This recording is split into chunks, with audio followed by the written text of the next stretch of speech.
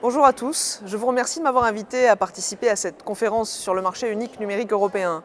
Malheureusement, je suis retenue à Bruxelles pour cette semaine de commission et donc je répondrai à vos questions en vidéo. Elles étaient toutes très pertinentes et il a été difficile de n'en choisir que deux. On commence avec celle de Sandrine Owen sur l'intelligence artificielle.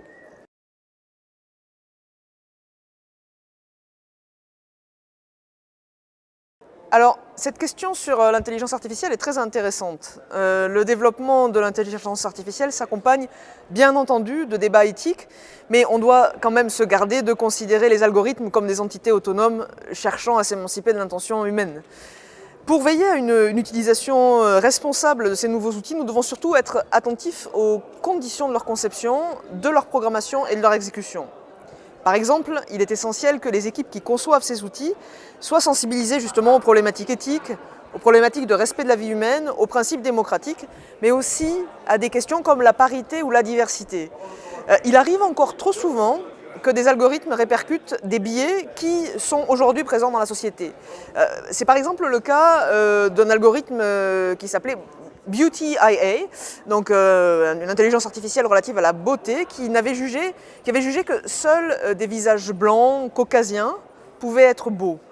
Le problème ne vient pas là de la nature de l'algorithme, mais des données qui sont sélectionnées au départ par l'être humain pour constituer sa base d'apprentissage. Et du coup, les biais qui sont présents se retrouvent dans les résultats de l'algorithme. D'où la nécessité de créer des équipes de recherche qui soient des équipes mixtes et internationales pour justement dépasser ces biais culturels ou sociétaux. Un défi de taille lorsqu'on sait que de plus en plus d'algorithmes sont censés aider au choix d'orientation, à la prise de décision, des choix de recrutement par exemple, et qu'ils sont nourris par des bases de données statistiques qui, de fait, éloignent par exemple les femmes des disciplines scientifiques. Enfin, en ce qui concerne la programmation et l'exécution des algorithmes, l'accent doit être mis sur l'intelligibilité des algorithmes par l'être humain et l'intervention humaine.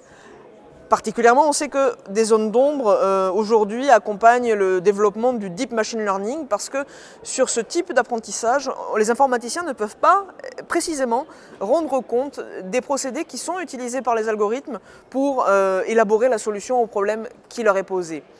Par contre, ce qu'on sait moins, c'est que des alternatives existent. Par exemple, le symbolic machine learning qui permet d'obtenir un mécanisme beaucoup plus transparent pour comprendre l'arbre de décision utilisé par le programme.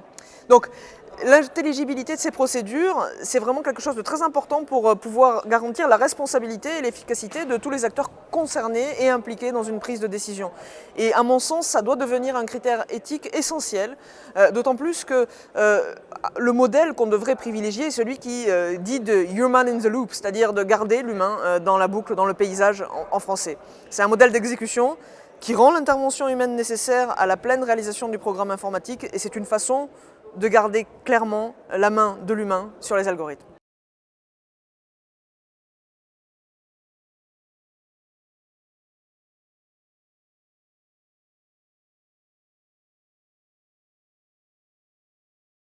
Le marché unique du numérique, c'est bien sûr une opportunité économique pour les entreprises européennes. Mais aujourd'hui, particulièrement dans les revenus qui sont produits par l'industrie du numérique, on peut se poser la question... ah non, mais ça c'est la question ça. Pardon, on passe la question du coup. Non, c'est ça. Voilà. Alors, derrière la question d'Amadou, c'est entre autres l'enjeu de la réforme du droit d'auteur qui se présente. Et en effet, vous savez peut-être qu'on a voté un texte le mois dernier, en septembre, pour rééquilibrer le rapport de force entre d'un côté les auteurs et les créateurs, tout le secteur de la culture européen, et de l'autre côté les géants du numérique américain. Alors pourquoi cette volonté de rééquilibrage ? En fait, c'est parce qu'on a constaté que la situation dans laquelle nous nous trouvons, c'est une situation pour laquelle les géants du numérique, les GAFA, Google, Amazon, Facebook, Apple, Microsoft, engrangent des milliards et des milliards de bénéfices grâce à l'exploitation de la publicité et à l'exploitation de nos données personnelles.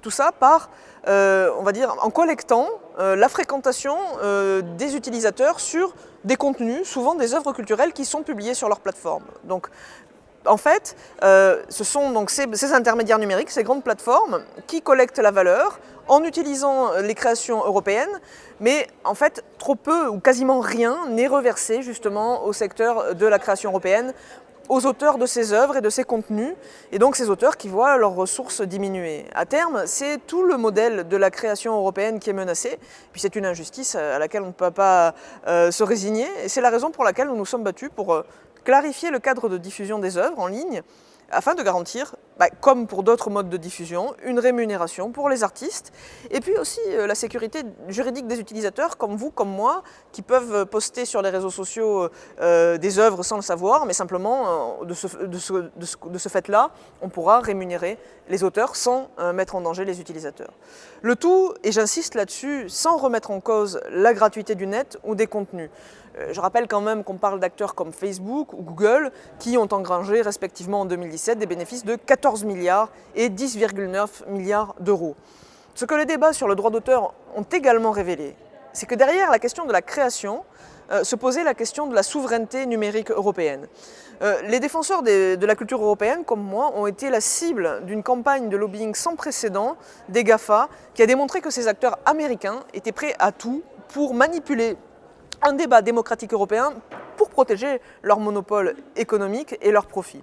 C'est la raison pour laquelle il est plus que jamais nécessaire d'encourager l'avènement d'acteurs européens sur le marché du numérique et surtout des acteurs qui soient puissants, des acteurs européens puissants et qui soient surtout respectueux de nos critères de protection des consommateurs, de protection des auteurs et de protection de nos données personnelles.